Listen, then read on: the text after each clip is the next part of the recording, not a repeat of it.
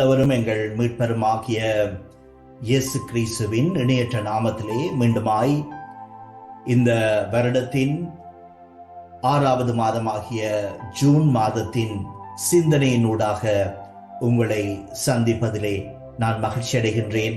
என் ஆண்டவருக்கு நான் நன்றி செலுத்துகின்றேன்.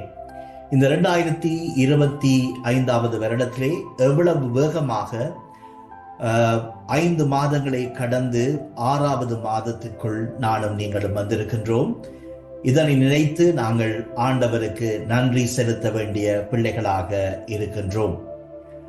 1912வது ஆண்டு ஏப்ரல் மாதம் 12ஆம் தேதி அதிகாலை 12:25 அந்த வேளையிலே RMS கபாட்டியா என்ற கப்பல் கடலிலே போய்கொண்டிருந்தது.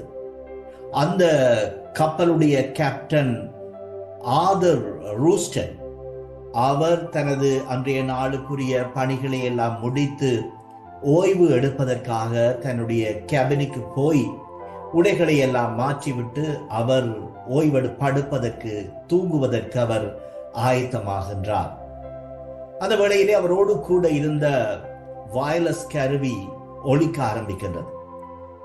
தூக்க கலகத்தோடு வயர்லெஸ் கருவியை அவர் ஆன் செய்து கதைத்த போது அவசர செய்தி ஒன்று அவருக்கு கிடைத்தது. அதாவது, எங்களது கப்பல் பனிப்பாறையிலே மோதி விபத்துக்குள்ளாகிவிட்டது, கப்பல் மூழ்கி கொண்டிருக்கின்றது, எங்களுக்கு அவசர உதவி தேவை என்ற செய்தி அவருக்கு கிடைத்தது. இந்த செய்தியை அனுப்பிய கப்பல் எங்கள் யாவருக்கும் தெரிந்த மிகவும் பிரபலியமான டைட்டானிக் கப்பல். ஆகவே அந்த டைட்டானிக் கப்பலில் இருந்துதான் இந்த ஆதர் ரூஸ்டனுக்கு அந்த செய்தி கிடைத்தது.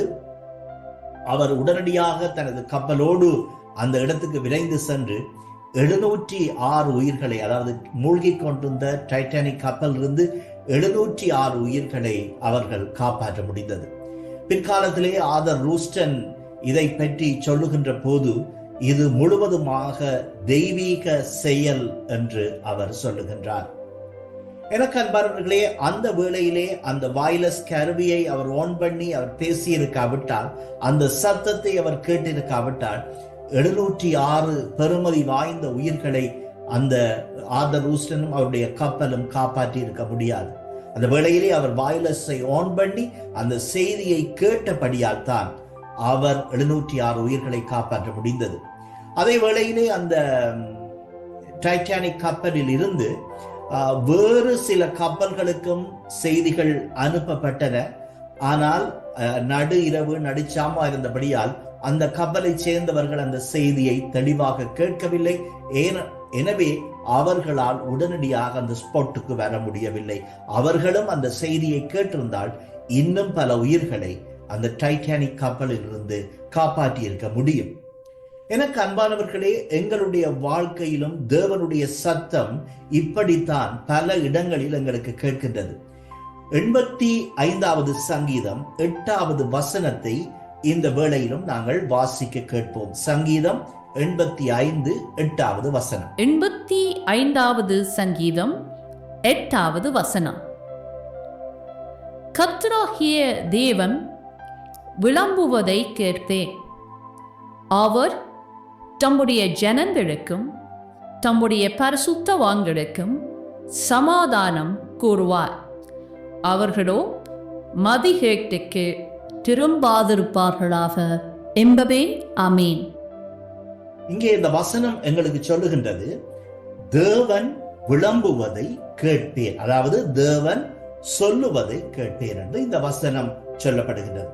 இந்த வசனத்தின் ஆரம்பத்திலே நீங்கள் இந்த 85வது சங்கீதத்தின் ஆரம்பத்திலே கோராகின் புத்திரர் அவர்களால் என்று சொல்லப்படுகிறது. இந்த வசனம் ஆரம்பிக்கின்ற போது இந்த சங்கீதத்தின் மேற்பகுதியிலே கோராகை குறித்து நாங்கள் பார்க்கின்ற போது நாங்கள் பார்க்கிறோம், எண்ணாகமம் 16ஆம் அதிகாரம் முதல் 35 வசனங்களிலே இந்த கோராகுவை பற்றி சொல்லப்படுகின்றது. இவர்கள் தேவனுடைய கட்டளைக்கு கீழ்ப்படியாமல் முரட்டாட்டம் பண்ணி நடந்தபடியால் அவர்கள் வனாந்தரத்திலே அழிந்து போனார்கள் என்று அந்த பகுதியிலே நாங்கள் பார்க்கின்றோம்.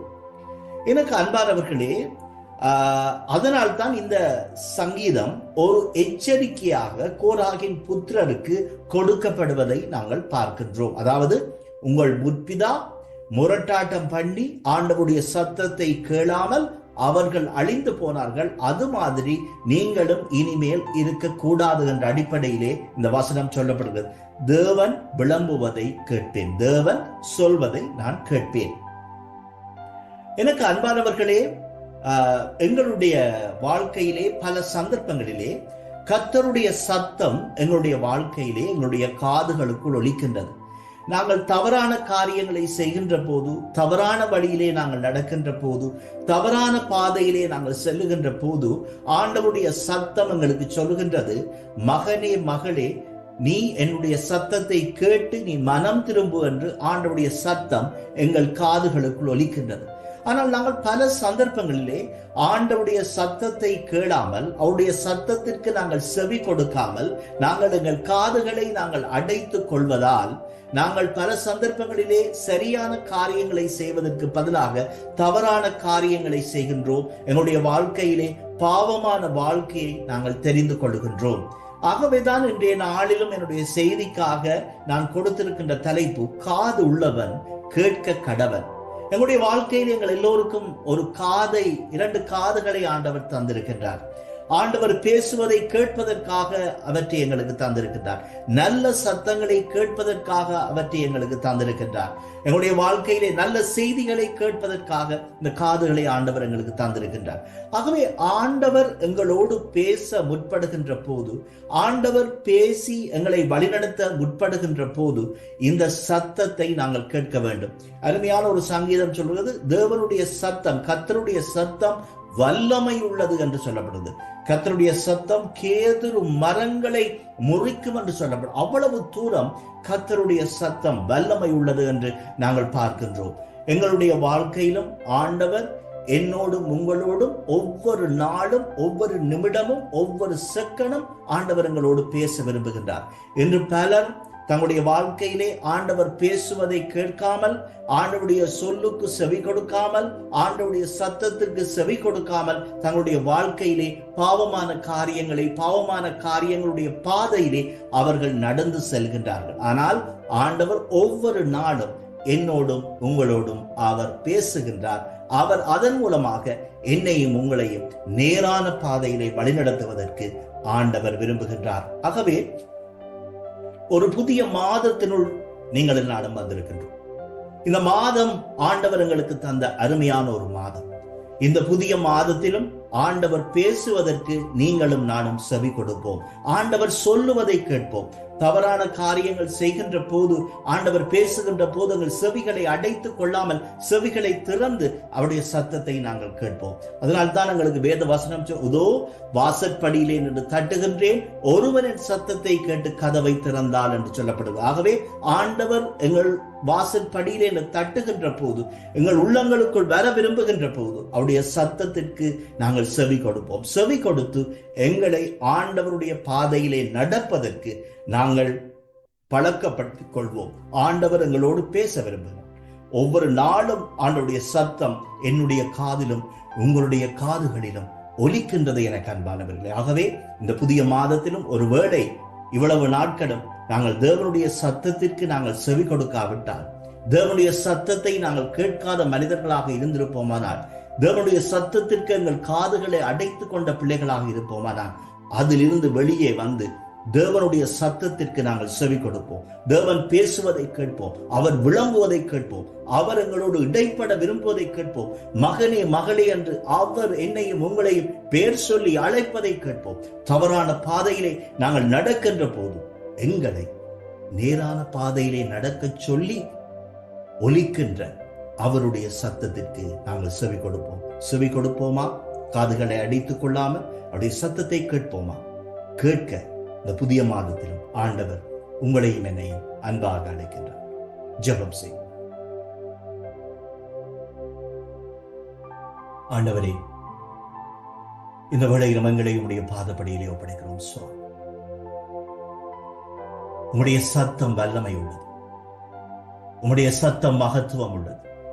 உம்முடைய சத்தம் எங்கள் காதுகளுக்குள் ஒலிக்கின்றது. சுவாமி, ஆண்டவரே, உம்முடைய சத்தம் ஒலிக்கின்ற போது அந்த சத்தத்திற்கு நாங்கள் செவி கொடுத்து எங்களை நேரான பாதையிலே திருப்பிக் கொள்ள உமது அருளை எங்களுக்கு தார். ஒருவேளை உடைய சத்தத்தை கேட்காத பிள்ளைகளாக, செவிகளை இறுக அடைத்துக் கொள்கின்ற பிள்ளைகளாக நாங்கள் இருப்போமானால் நீர் எங்களை மன்னித்தரலும். உடைய சத்தத்துக்கு செவி கொடுக்க எங்கள் ஒவ்வொருடைய காதுகளையும் ஆண்டவர் திறந்தரலும். ஆண்டவரே, இந்த புதிய மாதத்திலும் எங்களையும் எங்களை சார்ந்தவர்களையும் உடைய பாதப்படியிலே ஒப்படைக்கிறோம். எங்கள் வாழ்க்கையில் எங்களோடு கூட வாரும். ஆண்டவரே, எங்களோடு கூட இரும். எங்களை வல்லமையாக வழிநடத்தும். உமது ஆசீர்வாதங்களையும் கிருபைகளையும் எங்களுக்கு தாரும். எங்கள் ஒவ்வொருவரையும் ஆறுதல் படுத்தியறலும், எங்களை தேற்றியறலும், எங்களோடு கூட இருந்தார். எங்களை முழுவதுமாக உம்முடைய பாதப்படியில் ஒப்படைக்கிறோம். இயேசு கிறிஸ்துவின் மூலம் ஜெபிக்கிறோம் ஜீவனுள்ள எங்கள் பரிசுத்த பரமபிதாவே. ஆமீன், ஆமீன். வல்ல ஆண்டவர் இந்த புதிய மாதத்திலும் உங்களோடு கூட இருப்பாராக. உங்கள் ஒவ்வொருவரையும் புதிய மாதத்திலும் வழிநடத்துவாராக. நாங்களும் இந்த புதிய மாதத்திலும் கர்த்தருடைய சத்தத்திற்கு செவி கொடுத்து நடப்போம். வல்ல கர்த்தர் உங்களை ஆசீர்வதிப்பார். ஆண்டவருடைய ஆசீர்வாதம் கிருபை வழிநடத்தலும் உங்களோடு எப்பொழுதும் கூட இருப்பதாக. ஆமென்.